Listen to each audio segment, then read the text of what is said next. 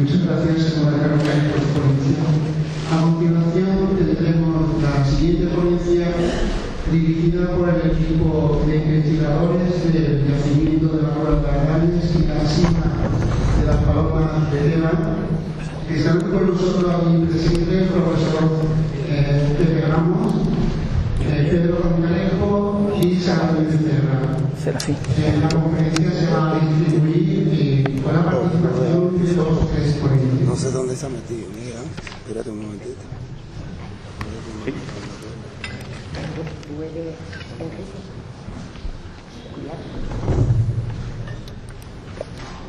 Aquí debe estar la tuya, ¿no? Sí, abrimos, sí.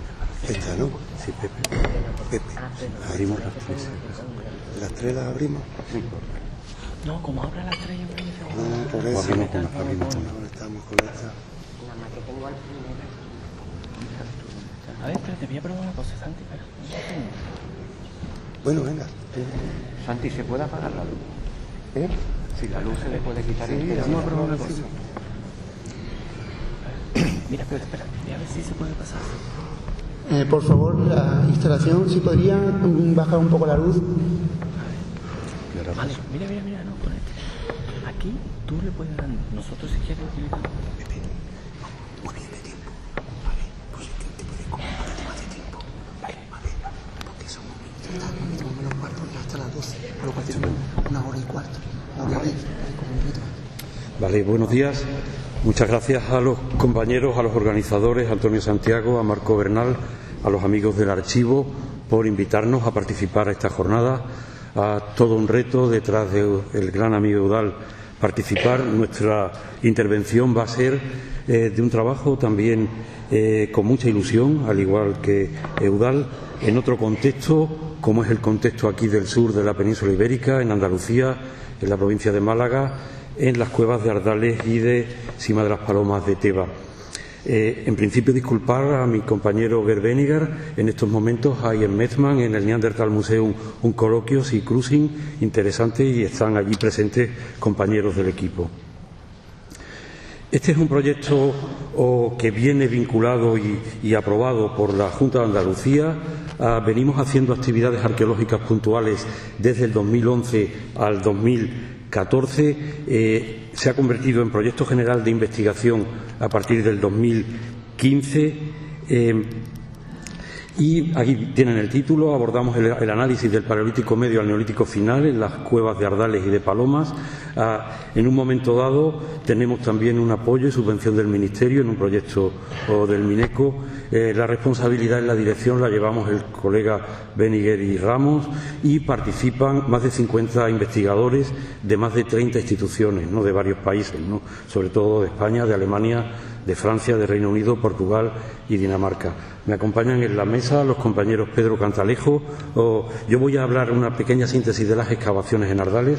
Pedro hablará del arte y de toda esta interesante perspectiva reciente de la datación antigua por uranio torio de manifestaciones gráficas antiguas en Ardales. Y el joven colega Serafín Becerra hablará de la Cima de las Palomas de Teba. En el contexto, indicar inicialmente que cuando hemos lanzado este proyecto, nosotros como equipo, los más veteranos, Pedro, María del Mar, Espejo y yo mismo, estamos vinculados a la Cueva de Ardales desde los años 80. Hay mucha historia también aquí, sobre todo al hilo de la sociología, que ayer se habló del contexto de los estudios de Paleolítico en el sur, pues sobre todo de mucha ilusión y de perseverancia, ¿no? Porque en un momento dado, después de muchas vicisitudes de estar vinculados a la cueva, al plantear el proyecto actividades arqueológicas puntuales, vemos la posibilidad de hacer un equipo, sobre todo hispano-alemán, entre la Universidad de Cádiz, Neanderthal Museum y varias colaboraciones de equipos e investigadores alemanes y españoles, para relanzar sobre todo una visión de un proyecto interdisciplinar, un proyecto geoarqueológico, paleoambiental, pero preocupados también por una visión de tipo histórica, por una visión de las sociedades prehistóricas como formaciones económicas y sociales, preocupados por los modos de vida y por la visión de cazadores-recolectores, insisto, como sociedades, no como animales. Nosotros trabajamos en la arqueología social y nos interesa esa visión histórica. Aquí tienen a las dos cuevas, Sima de las Palomas y Cueva de Ardales. Están situadas en el surco intrabético, en la zona de las depresiones interiores de Andalucía, en un enclave también de unión de los ríos Turón, Guadalteba y Guadalhorce, pero también vinculadas a la zona de la Bahía de Málaga, ¿no? Con lo cual la vinculación, la relación con recursos marinos, con la movilidad, con el territorio de explotación del litoral es clave, ¿no? Aquí sí se puede apreciar lo que representa el surco intrabético. Es la Sierra de Peñarrubia, aquí está Paloma, en este entorno está Ardales, aquí vemos Ardales en primer plano y detrás la Serrezuela de Carratraca y la zona de Alcaparaín. Detrás de esta montaña se encuentra todo el acceso que baja hacia la bahía de Málaga. La zona tiene amplias posibilidades de recursos de agua, como se comenta en esta jornada, la importancia de fauna, de recursos líticos, de captaciones de vegetación, de leña, de gran interés. La parte geológica también ha sido fundamental para la propia conformación de la cavidad, toda la geomorfología, pero también, y a nosotros nos ha interesado mucho en este proyecto y llevamos tiempo con ello, en colaboración con el colega Salvador Domínguez Bella, que luego cristalizaron en 2 tesis doctorales de Lidia Cabello y de Serafín Becerra, del estudio de las materias primas. Materias primas, en este caso, que son sobre todo jurásicas y cretácicas de las cordilleras béticas. En estos momentos tenemos un cierto conocimiento de las captaciones. Es una zona muy rica en siles del entorno de Andalucía, con zonas de explotación, sobre todo, que además es muy interesante porque tanto en el Paleolítico superior como en el Paleolítico medio, estas sociedades explotan algunas de las canteras inmediatas, tanto el sílex de Azulejo, el sílex del entorno de Turón y el sílex de los Madroñales, que son unas radiolaritas rojas, y eso nos ha permitido plantear modelos que, aunque inicialmente son un poco funcionalistas, un poco teóricos, pero que cuadran e interesan para ver la disposición de ambas cavidades en relación a territorios de explotación y aprovechamiento, en este caso es muy significativo, de los mismos tipos de sílex. La historia de la cueva es de gran interés, tiene figuras destacadas de toda la prehistoria universal, ¿no?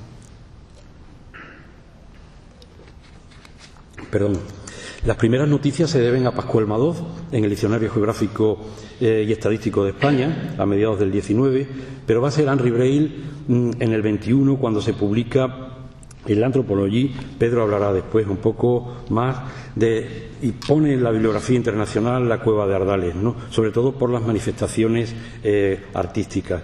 Pero no se puede olvidar que Breil acude acompañado de Miguel Sus, que es un prehistoriador malagueño. Él excavó Cueva Hoyo de la Mina y queda siempre ensombrecido por la figura de Breil.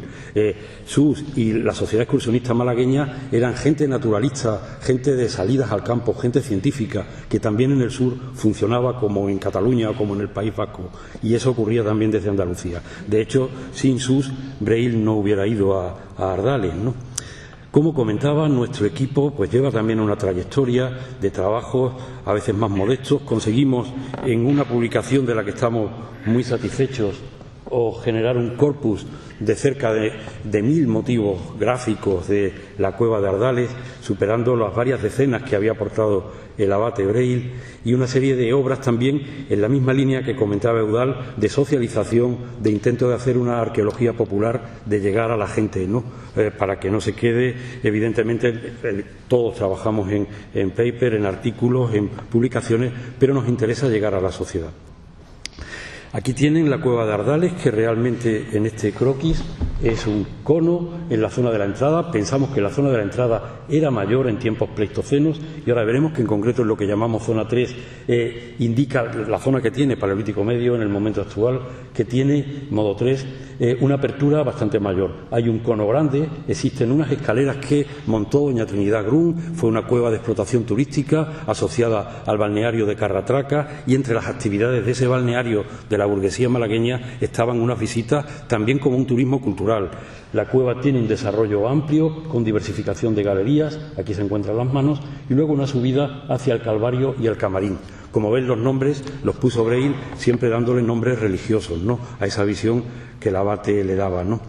Esta ya es una planta actual de las zonas de trabajo en relación a la entrada de la cueva.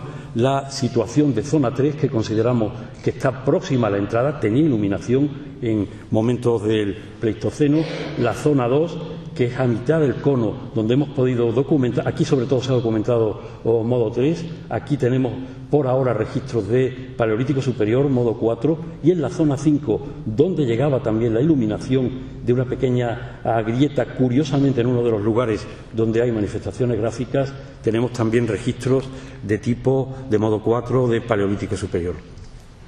Vamos a ir viendo un poco las zonas, son pequeños sondeos, como digo, en concreto, aunque empezamos en el 2011 a raíz del proyecto general, se han podido ampliar en zonas, pero nos ha interesado básicamente generar microestratigrafías que van completándose con diversas analíticas de micromorfología de suelos, de polen, de todo el análisis paleoecológico. Y también fundamental, es una cantera básica para estudiantes de la Universidad de Cádiz y estudiantes de varias universidades alemanas, Colonia, Tübingen, pero en concreto para gente de aquí, de la tierra, ¿no? La zona 2 tiene por el momento una secuencia, aparte de la zona superior, que tiene las costas superiores, tiene niveles neolíticos, holocenos, pero es curioso que tiene varios niveles de tipo modo 4, de tipo paleolítico superior, bien separados por costras, y una cronoestratigrafía de gran interés en estos momentos, sobre todo para contextos de paleolítico superior medio del sur peninsular. Tiene la zona de la brecha superior, niveles neolíticos, otra costra, varios niveles de paleolítico superior, y muy interesante aquí, que es el nivel más rico de paleo superior en este momento, o que puede ascribirse a contextos de tipo gravetiense, ¿no? Muy en la línea de Bajondillo o en la línea de Nerja, pero en el interior, también con presencia de recursos marinos. Aquí tienen la tecnología en base a sobre todo, no hay aquí BNOG, no hay núcleos, bases positivas, hojas, raspadores, buriles, algún foliáceo vinculado del contexto de la cueva y laminillas con dorso abatido, ¿no? Muy típicas en este cuadro en torno a 28 o 24.000, ¿no? El análisis de las materias primas lo llevamos con el compañero Salvador Domínguez, pero ya indico, han habido 2 tesis doctorales y es una gran satisfacción, nosotros que trabajamos en universidades pequeñas, que la gente joven vaya dinamizándose, vaya generándose profesionales, ¿no?, y verdaderos colegas, ¿no?, como Lidia Cabello, Serafín Becerra, y con Salvador, ¿no?, que es el geólogo del grupo, ¿no? Vamos analizando las materias primas de los diversos niveles, pero como comentaba en síntesis, son del territorio inmediato y curiosamente se superponen también a los de la cima de las Palomas de Tebas. Están también, aquí hay presencia humana, hay varios molares de nivel de paleolítico superior de ese contexto o de la zona 2. Pero lo que comentaba, la fauna es de gran interés, la malacofauna que llega del entorno de la bahía de Málaga, con Pecten, con Ditrupa, que es un elemento muy típico de esta Nerja, está asociado a elementos de Pendeloc, de decoración. Los estudia Juan Jesús Cantillo de la Universidad de Cádiz. La malacofauna, la fauna terrestre tiene la responsabilidad José Antonio Riquelme y su discípulo Alejandro Beltrán en Córdoba. Destacan sobre todo Oristolagus, conejos, ciervos, caballos, caprasus. La micro es muy rica, la estudian los colegas Bailón y Juan Rofes en París, y las aves Antonio Sánchez Marco. El cuadro paleoecológico va a quedar muy interesante viendo esa sucesión de varios niveles de paleo superior y luego el contraste con el paleolítico medio, ¿no?, con el modo 3, ¿no? El análisis polínico está con la responsabilidad de Blanca Ruiz y María José Gil en Alcalá, y es muy interesante también la sucesión, un predominio de Pinus con poco Quercus y luego una amplia presencia de componentes no arbóreos, Artemisias, Xenopodiaceae, Podaceae.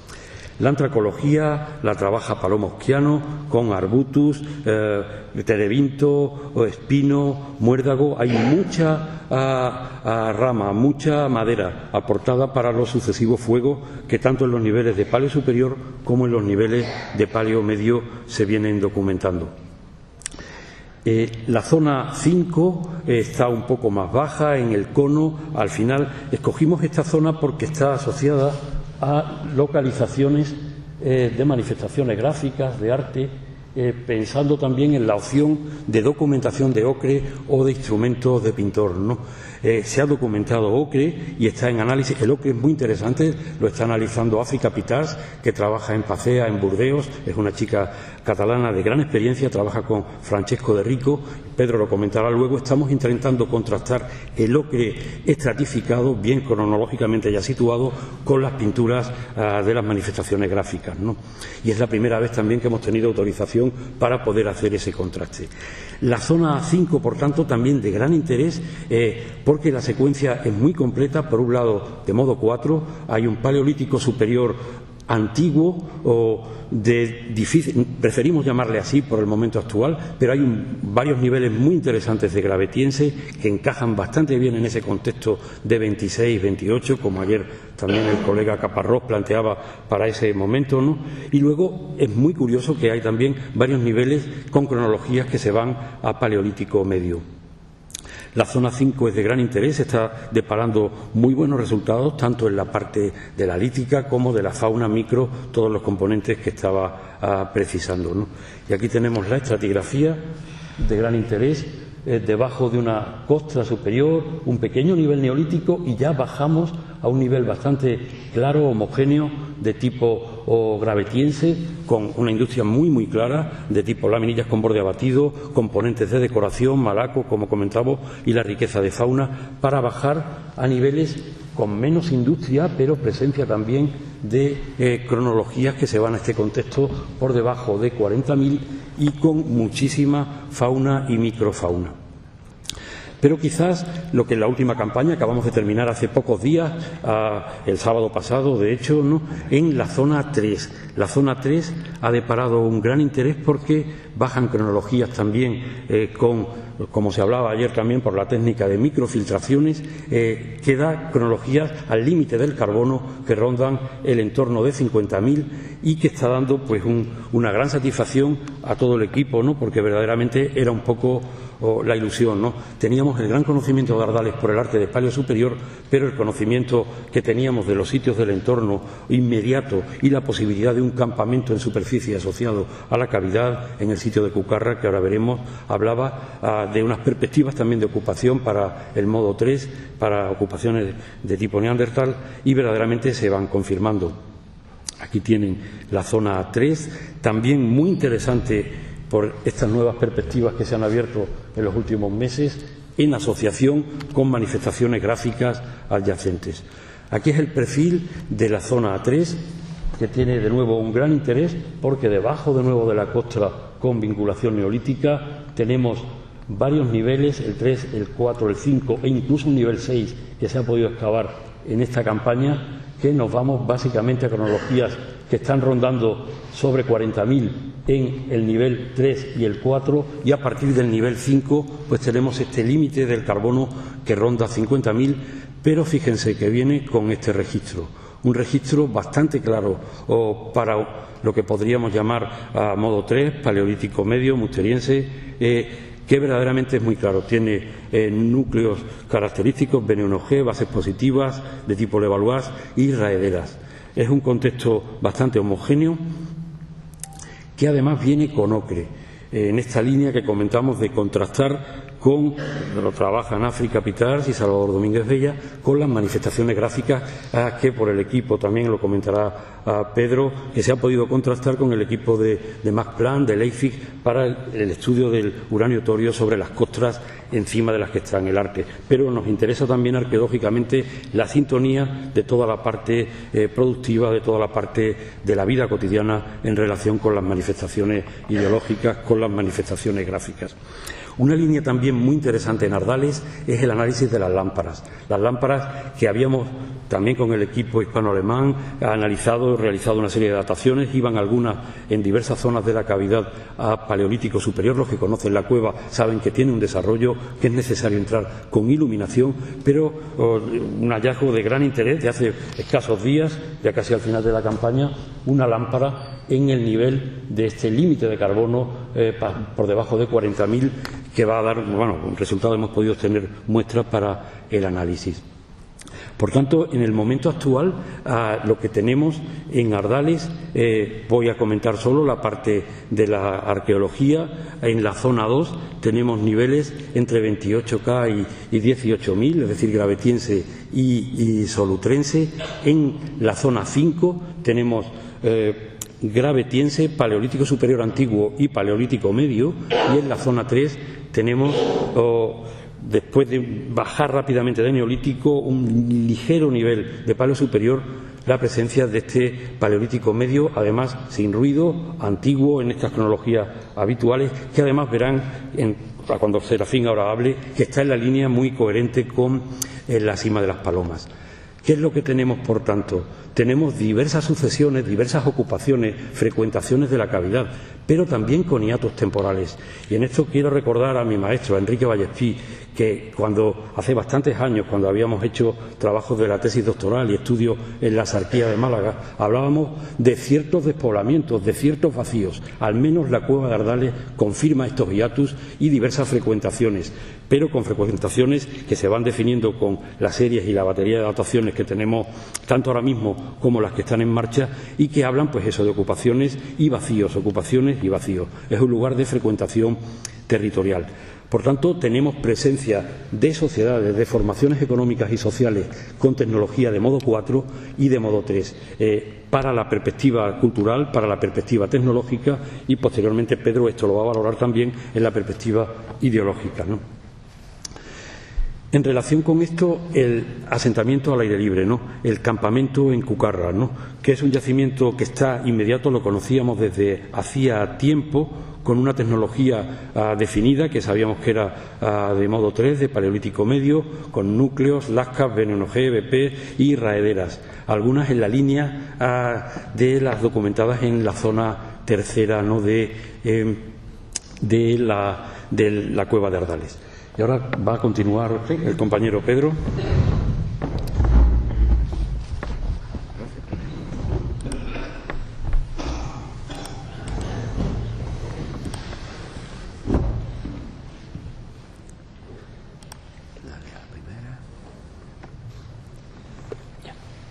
Perfecto. Muchas gracias, Pepe. Buenos días a todas y todos.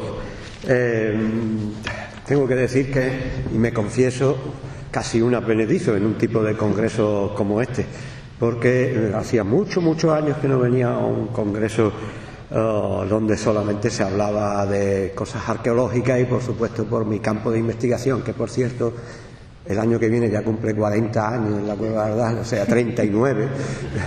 Poca distancia nos separa aquella época en la que coincidimos la Cueva de Ardales y Atapuerca, cuando todavía éramos jóvenes, y entonces tuvimos unos días de relación muy bonitas en aquel tiempo, de los principios de los años 80. Quiero, antes de empezar, agradecer a la Asociación de Amigos del Archivo de Jerez, porque creo que esto es una iniciativa extraordinaria, y quiero agradecer especialmente a Santi y a Marco Antonio, que dentro del contexto arqueológico me hayan querido invitar para hablar un poco de eso que está pasando en Ardales, que es que hay como una especie de revuelo, porque hemos obtenido unas fechas que, por otra parte, tienen un sentido a una gran publicación que fue para nosotros una gran publicación, que fue el Corpus del Arte Rupestre, que nos llevó 7 años de investigación. Cuando la cueva, yo con María del Mar hemos estado pues, prácticamente 40 años allí ya, nosotros nos dimos cuenta que el arte sí sufrió, a raíz del cambio de milenio, del cambio de siglo, sufrió una transformación muy potente. La primera transformación fue que su modo de reproducción cambiaba radicalmente. Es decir, ya nadie hacía diapositivas y fotos en blanco y negro y demás, sino que todos nos tuvimos que pasar a lo digital. Cuando nosotros pusimos en marcha en Ardales el modelo digital, nos sorprendió, porque el modelo digital era muy preciso, y el modelo digital además nos animó a contrastar manchas, contrastar que además del arte figurativo, que era el que nosotros habíamos heredado de Braille en los años 70, 79 fue la primera vez que estuvimos estudiando en Ardales, pues realmente había cambiado de forma absoluta. Es decir, no existía, había que revisar la cueva entera y lo hicimos a raíz de unos permisos. Pepe ha sido muy generoso. Ha dicho que llevamos muchos años con unos proyectos de investigación, pero realmente llevamos muchos años sufriendo la falta de proyectos de investigación. Se nos ha denegado 7 veces el proyecto de investigación en Ardales y una de las veces se nos denegó con el equipo de Carbonell. O sea que es verdad que eso ha ocurrido. Pero aún así nosotros no nos hemos desanimado nunca, quizás por una sencilla razón, y es que cobramos todos los meses por eso, ¿no? Entonces, el que un yacimiento no esté en mitad del campo, sino que esté dentro de un contexto laboral, lo cambia radicalmente.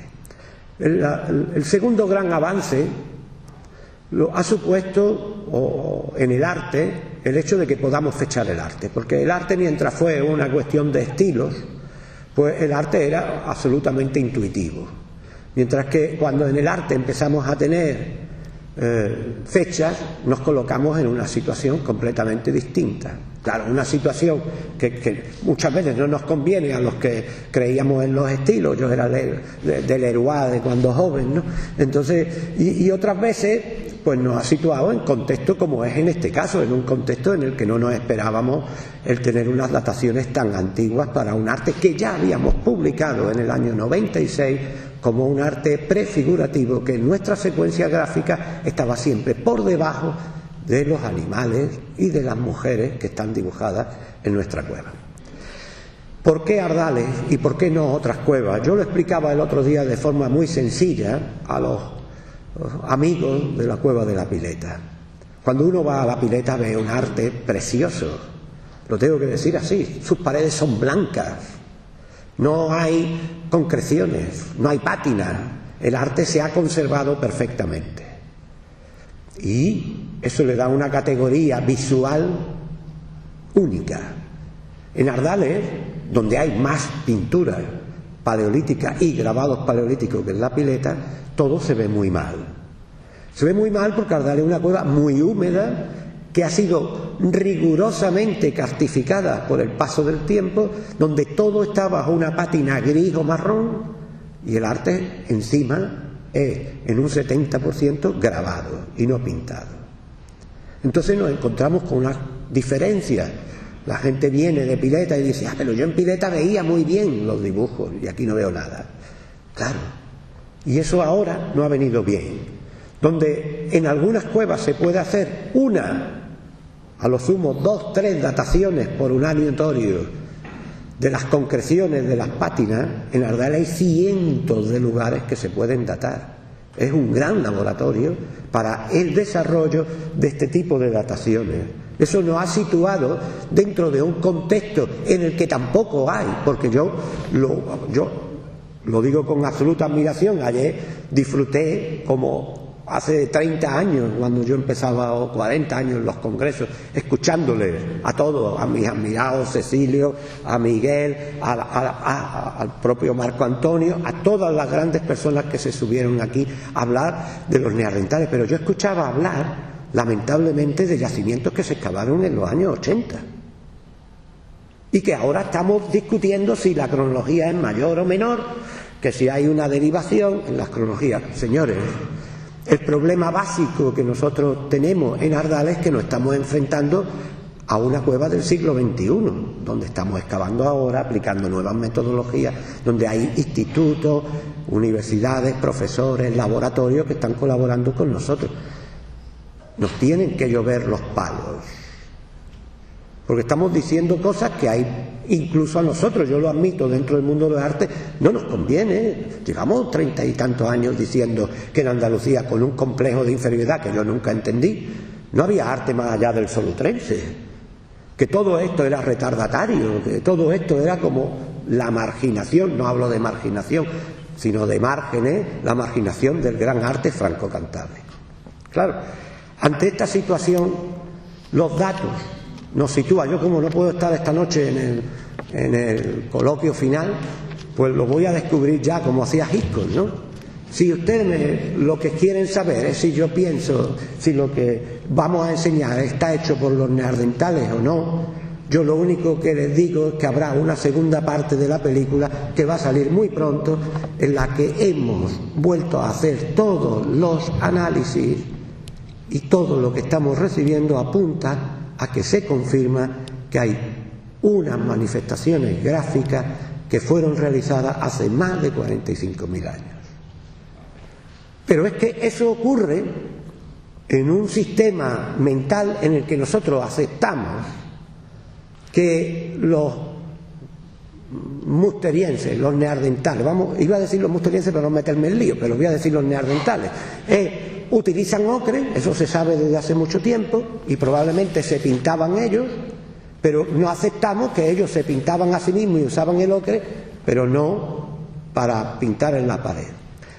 Y aceptamos que esas raederas magníficas, esas puntas Levallois extraordinarias, forman parte de un contexto tecnológico, es decir, hay una transmisión importantísima del conocimiento, de la cadena operativa de cómo se hace un instrumento, por tanto hay una comunicación eficiente, y sin embargo todavía no creemos que el neandertal utilizase un componente gráfico para hacer lo mismo, una transmisión del conocimiento, o pensar simplemente en el mañana, que no lo admitimos. Yo lo comprendo. Como no soy de este mundo de los neandertales, seguramente seré por mi mentalidad achelense, que era como lo llamaba, pues, y por mi profesión solutrense, o sea que realmente me pilla esto a contramano, pero realmente yo pienso que los datos son los que nos facilitarán los proyectos.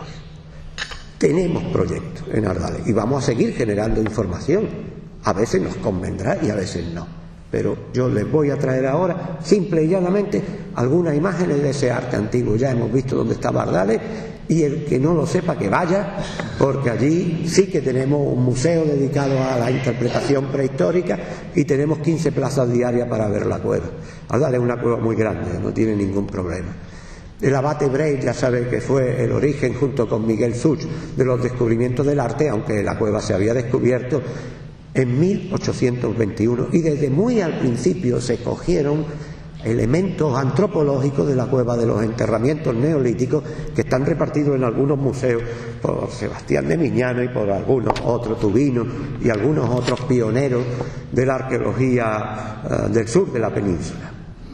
Es verdad que hay un especial interés hemos tenido en nuestro equipo, Pepe, María del Mar y yo, desde el principio, por el tema de toda la documentación gráfica de la cueva, y esa documentación gráfica partió primero de nosotros y hoy en día ha llegado a los grandes laboratorios, que ustedes saben son los que han promovido el artículo con las dataciones de 3 cuevas españolas, que evidentemente si hubieran sido las dataciones en Francia, hoy no estaríamos discutiendo nada, sino aplaudiendo. Pero evidentemente estamos en Andalucía, estamos muy lejos, a 1000 kilómetros, claro, siempre igual, estamos a 1000 kilómetros del arce franco-cantábrico, pero solo a 100 kilómetros del norte de África. Eso nos plantea muchas dudas, porque yo hoy, desayunando con Pepe y con Serafín y con María del Mar, le decía: Pepe, yo estoy de acuerdo con bienvenido, la gente viene andando. Pero en algún momento antes de la Transmediterránea empezaron a cruzar el estrecho. Yo lo hice en el año 75 porque era piragüista y el Club Caballa nos invitó a hacer una prueba de cruzar el estrecho desde Ceuta, desde el foso de Ceuta hasta el puerto de Tarifa, y lo hice. Tenía 19 años, el año que se murió Franco. Así que realmente yo crucé el estrecho en una cosa que no era un barco, era una piragua de fibra de vidrio. Y lo crucé, 4 horas y 30 minutos, llegué el 17, o sea que... y tardé eso, Es decir, que es verdad que se puede hacer eso. ¿Cuándo empezó eso? Porque, vale, acepto que no lo hiciésemos en el Paleolítico inferior. Y acepto que a lo mejor no lo hiciésemos en el Paleolítico medio. Pero si aceptamos que no lo hiciésemos en el Paleolítico medio, tenemos que aceptar que esas dos tecnologías que están en una orilla y en la otra, siendo iguales, la hicieron personas distintas. Y a lo mejor algún día, abriendo simplemente la posibilidad de que el estrecho solo se cruzara al final de un proceso, sea el que sea, y poniéndole una fecha aproximada, pudiera ser que el estrecho se cruzara en un sentido o en otro hace miles de años, y no cientos de años. Así que, ojo, porque si un día mentalmente abrimos la posibilidad del estrecho, se nos solucionarán muchos problemas que hoy en día tenemos, a nivel antropológico, a nivel arqueológico. Y por supuesto, ya lo tienen resuelto los australianos, que dicen que fueron colonizados hace 60.000 años. Y lo dicen con total seguridad. Vamos a creer que los estrechos entonces dejaron de ser estrechos y no pensemos en lo del chiste. Pepe ha dicho que yo traía la misma diapositiva que él, es verdad. La he traído por una razón muy simple. Insisto, si alguien es capaz de reproducir esta técnica de talla en toda Europa, es porque hay una transmisión del conocimiento. Si pensamos que no la hay, cada uno le daría 4 golpes a una piedra distinta, y sin embargo hacemos las piezas iguales, las herramientas iguales. Estamos ante una tecnología que es fruto de algo que muchos de ustedes son, enseñantes. Alguien te ha enseñado, alguien te ha hecho aprender, y eso es muy, muy relevante para mí, porque nos sitúa en el mismo plano. Muchas veces mis maestros me enseñaron que las figuras que había en las cuevas eran figuras sagradas, y ahora cuando Riquelme nos da el listado de alimentos durante el Paleolítico Medio y el Paleolítico Superior de la cueva de Ardales, resulta que están los mismos animales que están dibujados en la cueva: ciervos, cabras, caballos, toros, peces, tortugas, aves, lo mismo. Y encima en porcentaje igual, más ciervos que cabras, más cabras que caballos. Y entonces dice uno, bueno, ¿esto qué es? ¿Figura sagrada o qué? Yo no soy chamanista, me quedé en la época anterior, O sea, que yo es que no se me ocurriría entrar en la cueva de Ardales ni con 2 cervezas, porque me mataría. Ya con mi integridad mental alterada me supondría un problema muy grave, porque allí es donde terminaría. Es verdad, este plano de esas zonas de la cueva que están excavándose coincide con la zona no solamente arqueológica y de ocupación humana, sino que coincide con una gran cantidad de elementos de iluminación. Pepe ha hablado de los carbones, ha hablado de las lámparas. Tenemos lámparas fechadas desde hace 11.000 años hasta lámparas fechadas hace 50.000 años. O sea, había que iluminarse dentro de la cueva, era obligado. Tenemos muchas costras que han dejado prisioneros, una cantidad de información perfectamente cristalizadas ahí, donde vemos por los carbones la fecha. Tenemos muchas piezas arqueológicas, pero sobre todo en ese contexto de ocupación tenemos este tipo de manifestación gráfica, siempre manchándose los dedos con óxido de hierro, siempre poniendo esos dedos, muchas veces como si fuesen pequeñas huellas digitales, formando conjuntos triples en más de 150 casos, y justo por debajo se está excavando.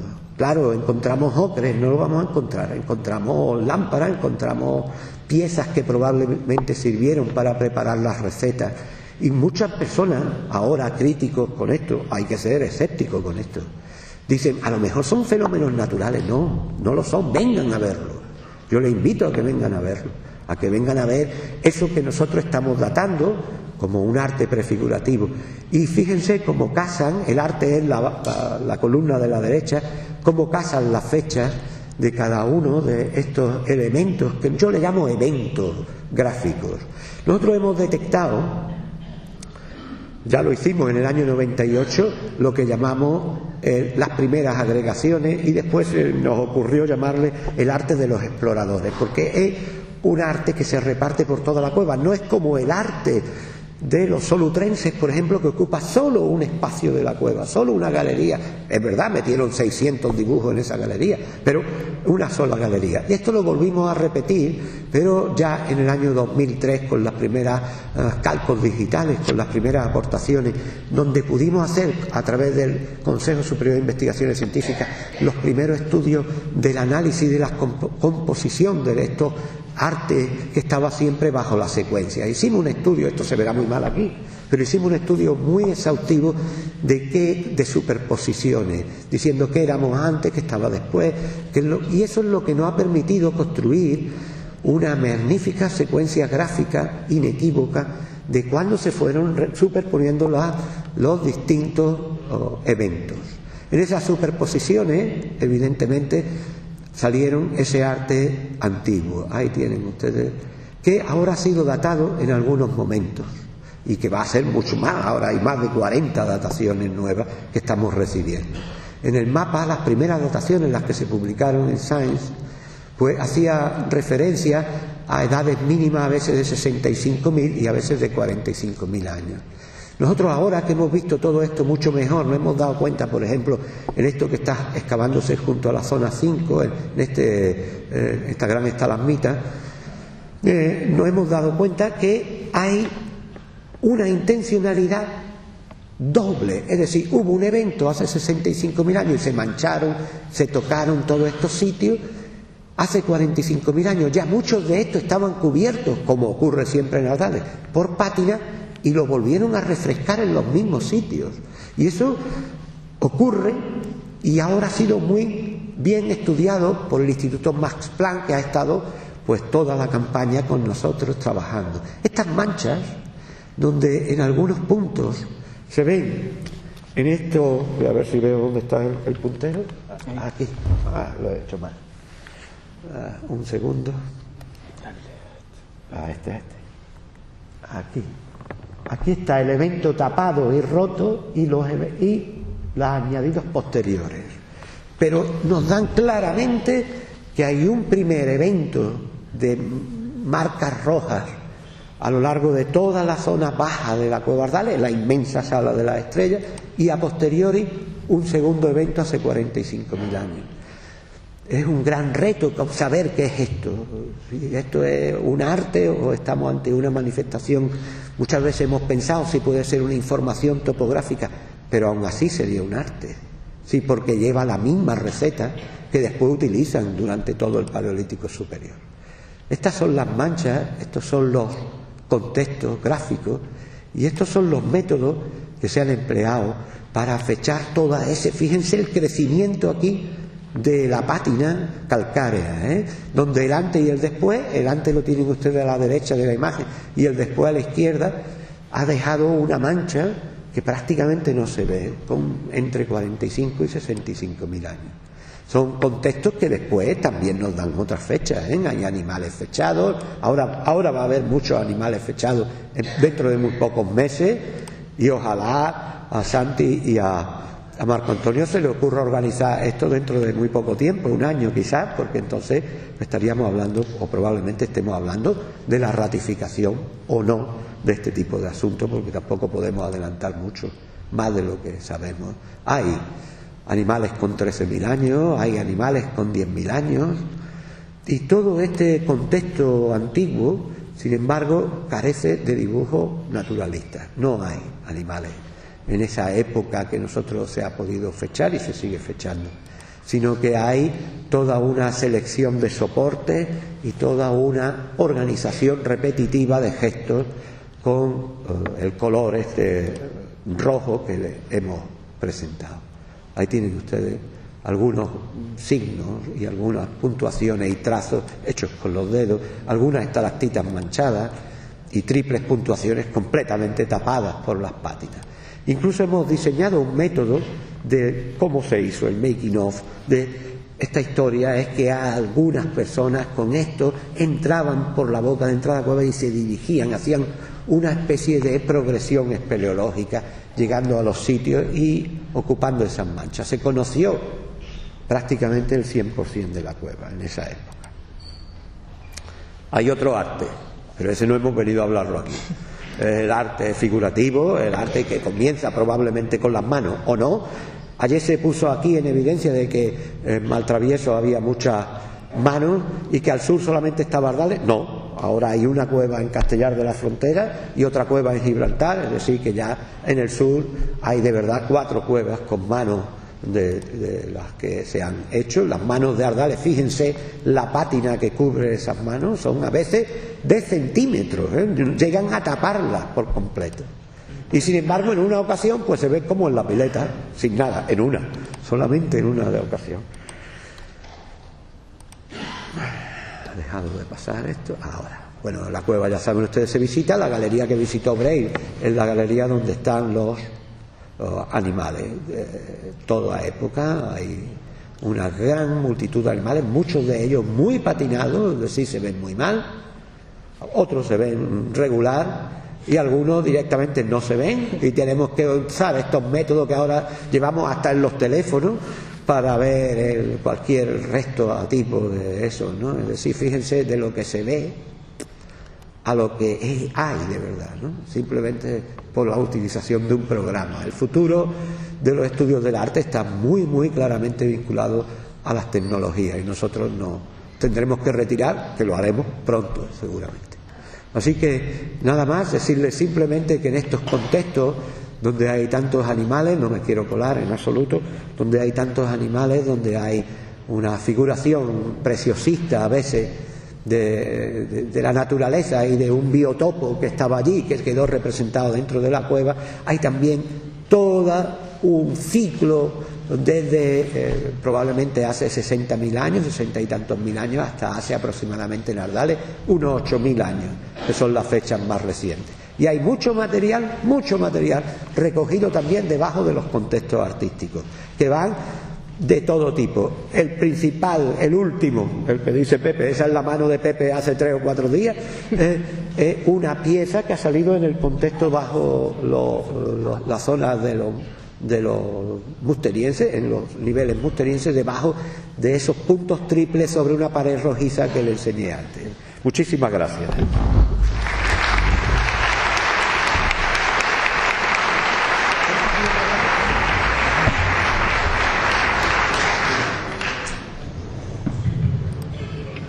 Bueno, yo voy a procurar ser más breve y yo voy a realizar una exposición que es presentar un yacimiento que algunos de ustedes ya conocen, otros no. Aquí hay algunos de los miembros también de alumnos que han colaborado con nosotros en el yacimiento de la Cima de las Palomas de Teba. ¿Dónde estamos? ¿Dónde está la Cima de las Palomas de Teba? Porque claro, aquí está el profesor Walker, hay otra Cima de las Palomas en Murcia. La Cima de las Palomas de Teba, no sé si se ve bien, a ver, está en un pasillo natural, el denominado surco intravético, como ha descrito el profesor Ramos, que comunica la Hoya de Granada con el campo de Gibraltar, pasando por zonas naturales como la depresión de Antequera o la serranía de Ronda. Pero además está en un eje natural que comunica a través de pasillos la zona del Guadalquivir, sobre todo a través del Colbone, con la bahía de Málaga. Aquí pueden ver la Cima de las Palomas. Es un complejo kárstico que se sitúa sobre caliza jurásica en las sierras de Teba, Peñarrubia, en esta zona de aquí. Hoy día es una zona que está muy antropizada porque en los años 70 se construyeron, bueno, algunos antes, incluso en los años 20, el embalse del Conde del Guadalhorce, mientras que el pantano del Guadalhorce y el pantano del Guadalteba se construyen en los años 60. Esto modifica un territorio que está marcado por 2 ríos, el río Turón y el río Guadalteba. Pero geológicamente, como digo, se sitúa en ese enclave, no sé si lo ven bien, si ven la foto bien, es un enclave paisajísticamente es muy imponente. Aquellos que lo conocen, incluso en el programa Arqueomanía que dirige Manuel Pimentel, se hizo un vuelo con dron y se ve ese marco tan impresionante como es el Tajo del Molino. Tajo del Molino que en su mayor parte del año no lleva agua, pero que cuando llueve el río de la Venta evidencia esa fuerza erosiva que constituyó el cañón. En la siguiente pueden ver esa brecha que secciona la sierra de Peñarrubia con la sierra de Teba, donde aparece, aquí pueden ver, una dolina de hundimiento, que es donde se sitúa el yacimiento de Cima de las Palomas, pero sobre todo se sitúa en lo que nosotros denominamos como complejo kárstico de Palomas, porque hablamos de Sima de las Palomas, pero Sima de las Palomas se engloba dentro de un sistema kárstico que a mí en ocasiones me recuerda, salvando las distancias, ¿no?, y mucho más modesto, el sistema kárstico que puede aparecer en Atapuerca o en otras sierras más cercanas del entorno, ¿no? ¿Cuándo se investiga? La investigación no la comenzamos nosotros, la investigación se comienza en los años 70. Anteriormente, un profesor de Teba, un maestro de pueblo, Pedro Perejil, con la operación Rescate, en el marco durante la dictadura, lleva a cabo una serie de lo que denominan exploraciones arqueológicas, donde con una serie de niños pues van a la cavidad y detectan el potencial arqueológico de la cavidad.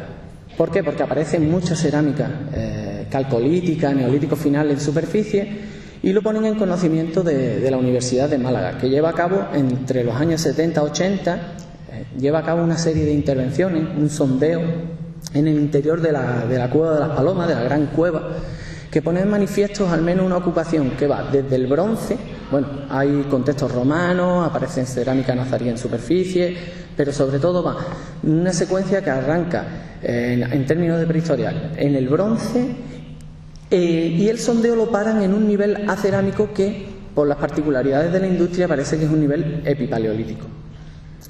Posteriormente, en torno al 2002-2008, en el contexto del consorcio Guadalteba, el Red Patrimonio Guadalteba, se genera una sinergia de trabajo en torno al patrimonio con Pedro Cantalejo, de director de la Red Patrimonio, y con el compañero Javier Medianero, que fue profesor de la Escuela Taller de Guadalteba, y que es quien va a dirigir una limpieza y un acondicionamiento de la cueva, porque aparecen evidencias más antiguas de esos contextos de la prehistoria reciente. Algunos, como el profesor Eudal Carbonell o Bienvenido Martínez, también nos acompañaron en esa valoración previa de la cavidad, y esto pone de manifiesto que hay, al menos desde el Paleolítico inferior, una ocupación, parece que intensa y reiterada, de la cavidad hasta el bronce en prehistoria, pero vemos que también en épocas históricas.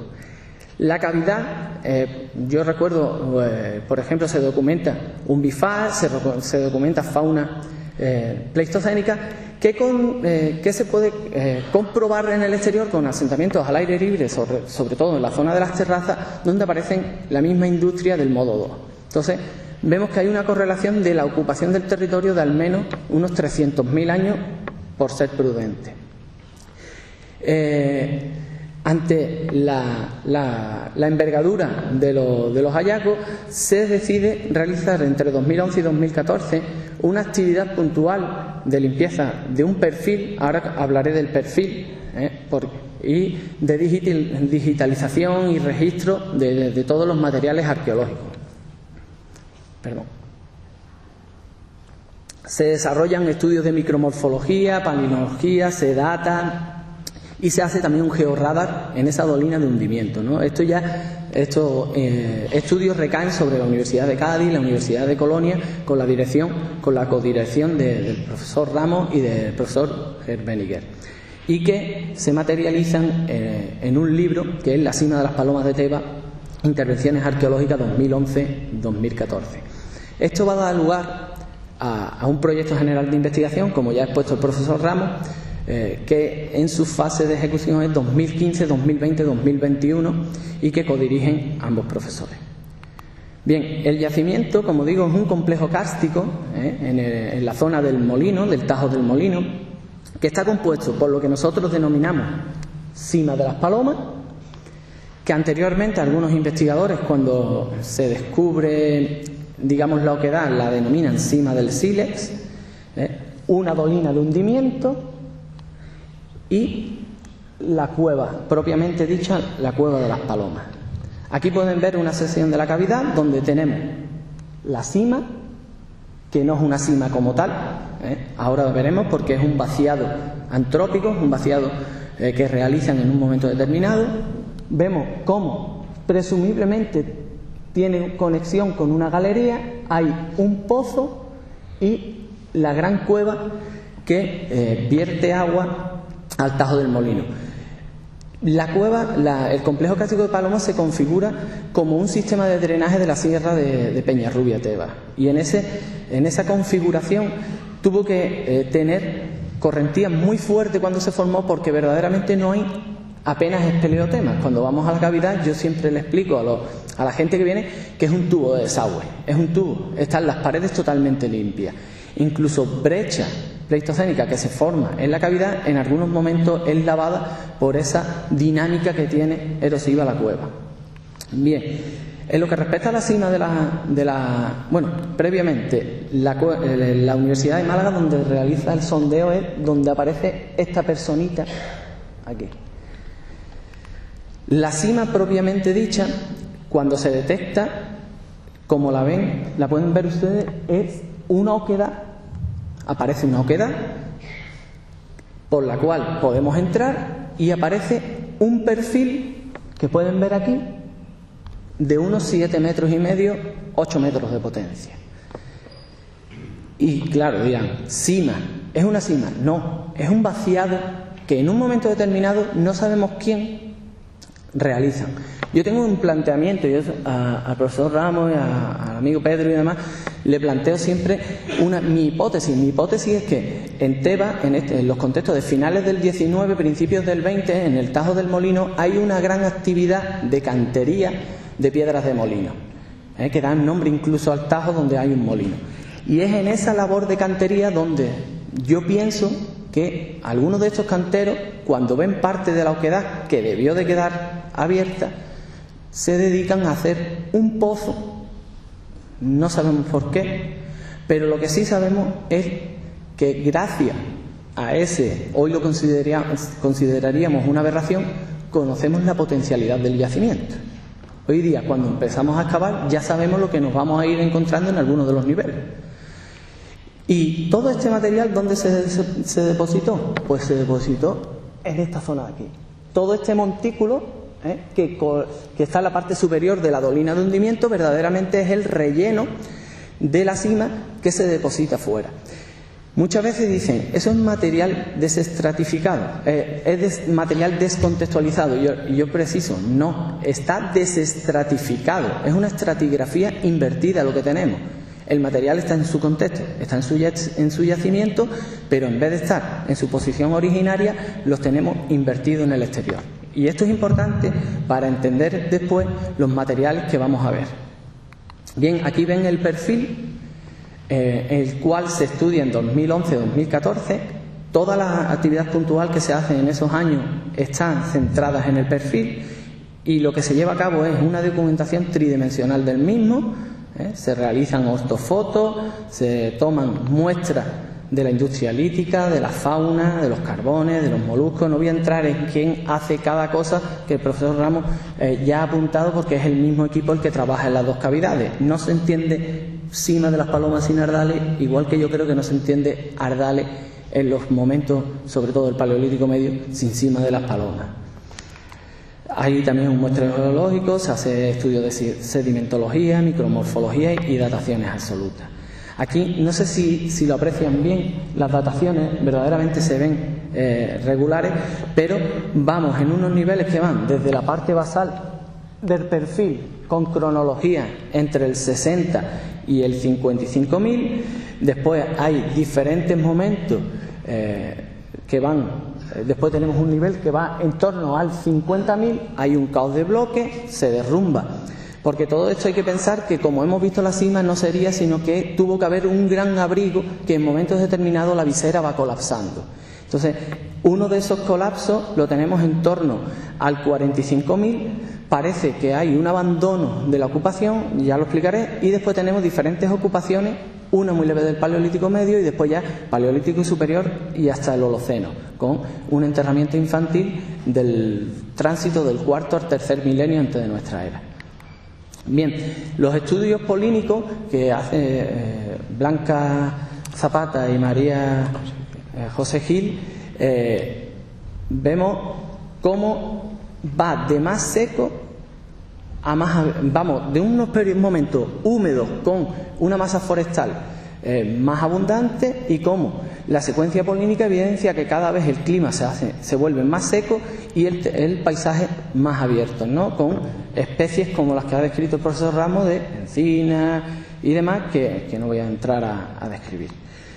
Lo que sí parece el proceso de ocupación humana en este perfil es claro, es que hay una ocupación muy densa del Paleolítico Medio y se evidencian por el abundante número de restos de materia lítica, fauna, mucha de ella quemada. Algunos de los que han podido visitar el yacimiento, hay hogares en ese nivel 10, hay hogares fechados en torno al 55-60.000.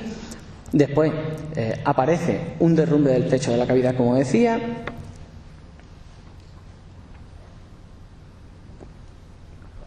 Hay una presencia muy reducida del Paleolítico Medio, un vacío, no terminamos en el perfil, no termina de aclararse muy bien. Hay un retorno del Paleo Medio muy leve y después ya hay como un hiato y después presencia humana esporádica del Paleolítico Superior que parece constatarse en las excavaciones que estamos desarrollando ahora y después ocupación del Holoceno. Aquí, por ejemplo, pueden ver la industria lítica, cómo se reparte sobre todo en esos niveles del Paleolítico Medio, con un número elevado de hallazgos en torno a la unidad 9-10. La unidad 6 es esa leve ocupación del Paleolítico Medio, tendríamos el desprendimiento de roca y la unidad 9-10 con ese abundante material, ¿no? Desde 2015, en el marco del Proyecto General de Investigación, estamos excavando en la zona externa, en esa lo que se llamó la dolina. Buscamos una zona que se adosara a la pared de la cavidad para tener siempre un perfil seguro, también correlacionar, que es esa zona que pueden ver ahí, aquí, marcada en azul, lo correlacionamos además con el perfil para ir contrastando secuencia del perfil con la secuencia que nos encontrábamos en la excavación, con la secuencia que nos estamos encontrando en la excavación. El área también se amplió un rebaje en esta zona del material ese desestratificado y después también hemos hecho un sondeo para ver hasta dónde llega ese material depositado fuera de la cima. Uno de los perfiles del sondeo, que es el que pueden ver, con dataciones ahora mismo tenemos un nivel, aquí tendríamos un nivel vegetal que sería el original, que está bioturbado, más oscuro, donde aparecen... hay dataciones históricas, aquí la que tenemos en la diapositiva va sobre el 700. ¿Por qué? Porque aparecen materiales de contextos históricos, pero también aparecen materiales del Neolítico. Digamos que es el suelo sobre el que andaron los que vaciaron la cueva. Después tenemos dos niveles que ya se van a cronología entre el 20 y el 21.000, que son el nivel 4 y el nivel 5. Aquí pueden ver la dispersión de hallazgos en ese perfil, cómo hay una acumulación importante en toda esta banda, sobre todo material lítico, más que fauna, aunque también hay abundante fauna, y que se corresponde con niveles de en torno al 20.000. Sin embargo, aquí también tenemos otra acumulación, pero esta acumulación está todavía por definir porque la zona anexa a la pared está más bioturbada y tiene procesos postdeposicionales, ha sufrido procesos postdeposicionales que han alterado un poco el sedimento. Aquí pueden ver el perfil, el otro era el noroeste, este es el noreste, que está correlacionado con el perfil de la cima, con dataciones que arrancan en el 24.000, después tenemos otra en torno al 8.000, ya en momentos del Holoceno, y finalmente el sedimento redepositado, o ese sedimento que está fuera de su contexto arqueológico y que evidencia materiales tanto del Paleolítico Medio como del Paleolítico Superior. Uno de los últimos estudios de hará unos 5 o 6 días que se han realizado son estudios de ADN en sedimento. Veremos a ver, lo está haciendo un miembro de la Universidad de Copenhague. No sabemos, estamos a la espera de los resultados, y se han tomado muestras de ADN en el perfil noroeste que hemos visto anteriormente, pero también en el nivel 10 del perfil de cima de Paloma, que es este, oscuro, con cronología entre el 50 y el 60. Esta mancha negra que pueden ver aquí es un hogar, Y después también en niveles de transición paleo-medio, paleo-superior, con cronología en torno al 40, y después niveles de paleolítico superior en torno al 27.000, del nivel 5.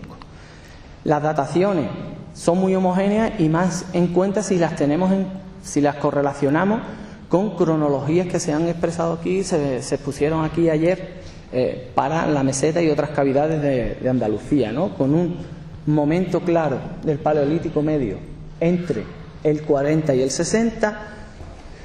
Hay un evento que es el evento de la caída del techo de la visera, un paleolítico por definir, medio por definir, no tiene dataciones, hay nuevas dataciones que se van a incorporar, y después ya un paleolítico superior. Parece que hay un paleolítico superior antiguo, como dice el profesor Ramos, somos prudentes y lo denominamos paleolítico superior antiguo, y después ya momentos del Holoceno. La secuencia sería paleolítico medio, caída de bloques, paleolítico leve, ocupación del paleolítico medio, un hiato y paleolítico superior. Sí parece que hay una continuidad sedimentológica, pero no parece que hay pero puede haber, y lo dejamos ahí, ya el profesor Ramos profundizará en ello, una discontinuidad cultural. Los materiales recuperados de ese sedimento redepositado o desestratificado, como pueden ver, es abundante, es un material muy abundante, tanto en siles como en fauna, etcétera. Aparecen elementos del paleolítico superior, como pueden ver aquí, todo el material ese aparece en este contexto. Y aparece también material de épocas históricas, aparecen elementos normativamente muy clásicos, ¿no? Como las raederas, las puntas de dorso, de contextos del paleolítico medio y del paleolítico superior. Y la tecnología lítica, los estudios de tecnología lítica, tanto de la excavación como del material recuperado, parece que hay una ausencia de bases naturales, sí, aunque sí hay evidencias del proceso de talla. Los núcleos, los BN1G núcleos, son limitados, hay una abundancia de lasca y aparecen materiales retocados tanto de época neolítica como del paleolítico superior como del paleolítico medio. En las materias primas no me voy a detener porque ya llevo 20 minutos y no me quiero extender mucho. Aparecen los siles masivos, tanto gris como el que hemos denominado en las tesis doctorales de Lidia Cabello y mía como siles tipo azulejo, siles masivos negros, tanto de zona del Turón como de la zona de Tebas, siles olíticos, radiolaritas, pero sí está claro que todo el siles que captan estos grupos son en ese territorio de explotación son de procedencia local y comarcal. Local lo denominamos en un entorno de 5 kilómetros, casi todo es local porque la mayor parte de la captación parece que son depósitos secundarios en las terrazas de los ríos para momentos del paleolítico superior, paleolítico medio, y de procedencia comarcal a aquellos que están más lejanos. Muchos de los siles de palomas, sobre todo, vienen de la zona de los Madroñales. La caracterización de estas materias primas y de esta zona ha sido verdaderamente complicada porque, por ejemplo, en esa zona que son siles cretácicos del Subbético aparecen multitud de tipos de siles. Hacen falta estudios más pormenorizados de la materia prima para afinar más, ¿no? Pero parece que todo es en un territorio de explotación en un radio de unos 15 kilómetros. Bueno, ahí está Palomas. Y este es las áreas de captación con isocrono, que como dice el profesor Ramos es una perspectiva funcionalista, pero bueno, nos sirve para entender más o menos en un recorrido de 4 horas correlacionar dónde están los yacimientos y esas áreas de captación, que sería, por ejemplo, estos son los siles cretácicos, aquí estarían los siles jurásicos de la zona de Cañete, en esta zona de aquí los siles jurásicos que están insertos en el complejo del campo de Gibraltar, son los siles tipo Turón, y después otras zonas de captación como son las terrazas y los derrubios de ladera. En definitiva, lo que tenemos es un territorio de captación o un territorio de explotación donde aparecen las dos cuevas y que mira sobre todo, y desde la cueva lo que podemos ver es este territorio. A mí esta foto me gusta particularmente porque nos ayuda a entender el yacimiento. El yacimiento está sobre un manantial de agua, en pasos naturales, controlando además biotopos como son la sierra, como es el llano, y controlando una gran cantidad de recursos, tanto bióticos como abióticos, que es lo que da sentido a la explotación del territorio por parte de estos grupos humanos. Y con esto finalizo. Bueno, continúa el profesor Ramos, que no lo he dicho, Sí, solamente para terminar, Marcos nos ha dicho que estemos varios minutos más para completar el horario. Solo hacer una síntesis de ver la relación de las dos cavidades. En el momento actual vemos Palomas como un campamento de base, vemos Cucarra asociado a la entrada de la cueva de Ardales como un campamento de base, y las acciones puntuales que tiene la cueva de Ardales, aquí lo pueden ver en esta imagen, la asociación de los tres sitios, ¿no?, viendo un poco esa relación de actividades puntuales con estas manifestaciones gráficas para Ardales, la entrada de Palomas como campamento y Cucarra. Vamos a la siguiente para verlo en un esquema en la asociación con los ríos Guadalteba, Turón, Guadalhorce, y la fauna documentada. ¿Pasa?